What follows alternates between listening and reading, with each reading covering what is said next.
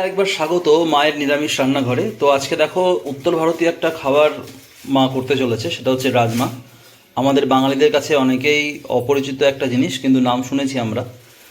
তো দেখো, রাজমা দোকানে কিনতে পাওয়া যায়।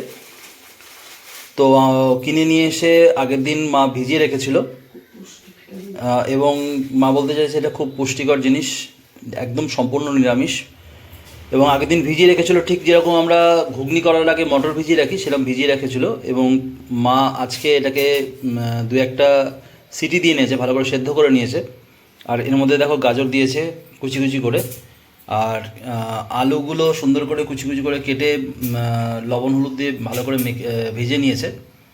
আর এখানে মশলা রয়েছে হচ্ছে গরম মশলা, লঙ্কা, আদা বাটা, আর রয়েছে জিরে।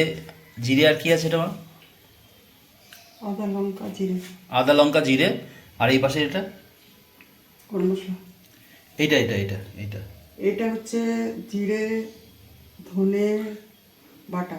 জিরে ধনে বাটা। আর এটা হচ্ছে আদা লঙ্কা বাটা। আদা লঙ্কা বাটা। আর এটা গরম মশলা, কারি পাতা, কারি পাতা, তেজপাতা, তেজপাতা, আর হচ্ছে আলু, গরম মশলা। গরম মশলা। তো দেখো, উনুনে মা কড়াই চাপিয়ে দিয়েছে। তো সামান্য পরিমাণ তেল দেওয়া হলো, এর মধ্যে সামান্য জিরে ফোড়ন দেওয়া হলো,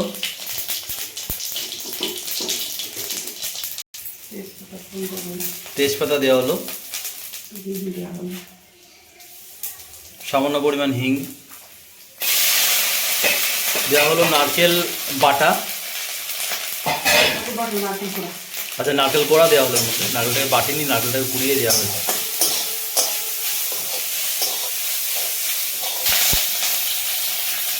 কারি পাতাটা দেওয়া হলো এর মধ্যে।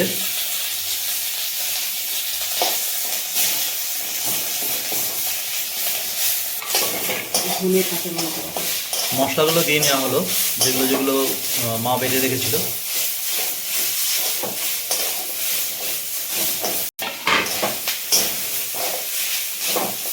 ভাজা আলুগুলো দিয়ে নিল এর মধ্যে মা।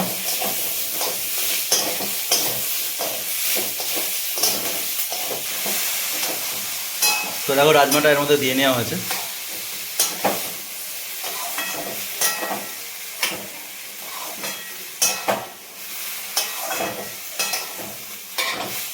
পরিমাণ মতন লবণ,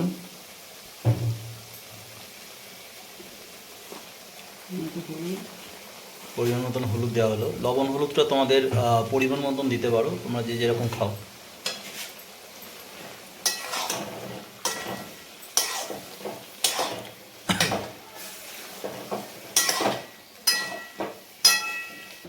গরম জল দিয়ে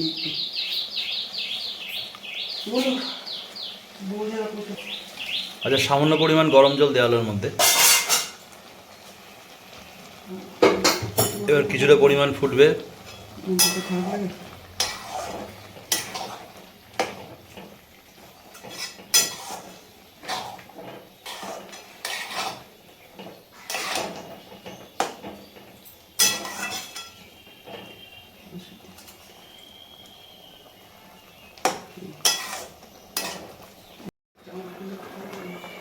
তো দেখো হয়ে এসছে প্রায়। মা এর মধ্যে এবার একটু ঘি দেবে।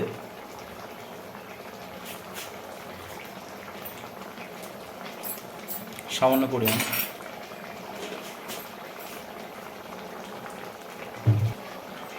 আচ্ছা, গরম মশলাটা দিয়ে নিল এর মধ্যে।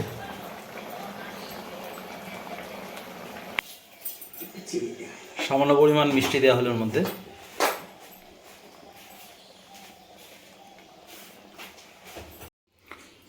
তো দেখো কমপ্লিট হয়ে গেছে রাজমা।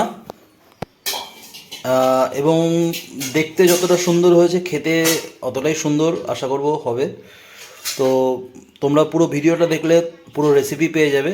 আশা করব তোমাদের ভিডিওটা দেখে ভালো লেগেছে। তো দেখা হবে অন্য আর একটা নেক্সট কোনো ভিডিওতে। ততক্ষণ পর্যন্ত সবাই ভালো থাকবে, সুস্থ থাকবে, সবাইকে ভালো রাখবে। সবাইকে অনেক অনেক ধন্যবাদ।